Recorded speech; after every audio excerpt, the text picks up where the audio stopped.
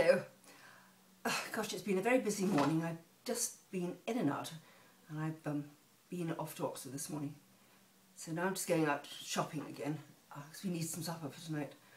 I did all that cooking on Saturday and fed the freezer, but we still need something for tonight. Isn't that crazy?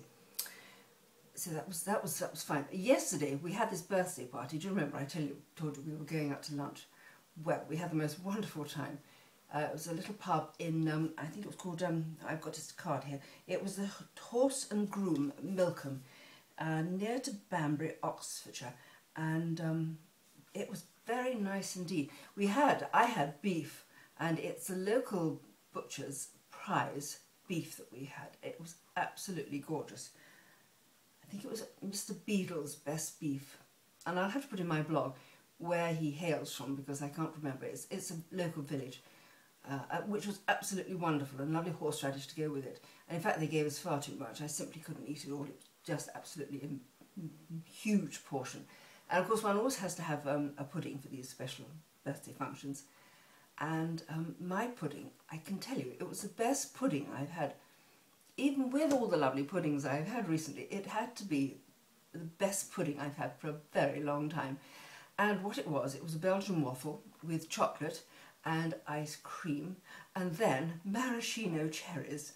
Now, I haven't had maraschino cherries for, well, absolutely years. Well, I should imagine since my childhood. They were divine. If you like marzipan, I mean, really love the taste of marzipan, then you must try maraschino cherries. They are just divine, absolutely, totally divine.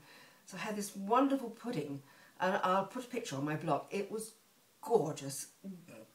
I mean, we didn't all have pudding. I think there was only, we grown-ups had puddings. All the young things, of course, eschew puddings like mad. I mean, they just don't want them, because I suppose they are rather fattening.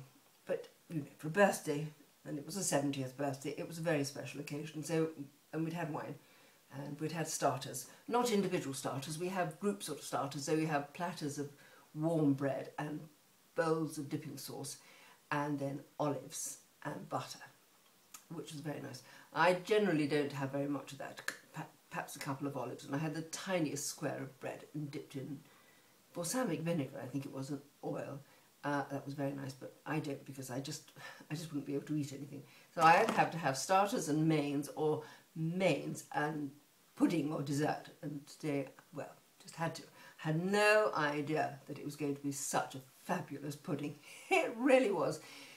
It was almost, well, in fact, I think it was spiffing stage. It was so delicious.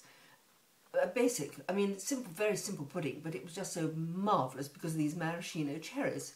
So do try some when you can. I can seem to remember buying them in little bottles when I lived at home with my family. I think we've got little bottles of maraschino cherries. I don't even know if you can get them now. I'm going to have a look when I go shopping this afternoon. So do try some. It was fabulous.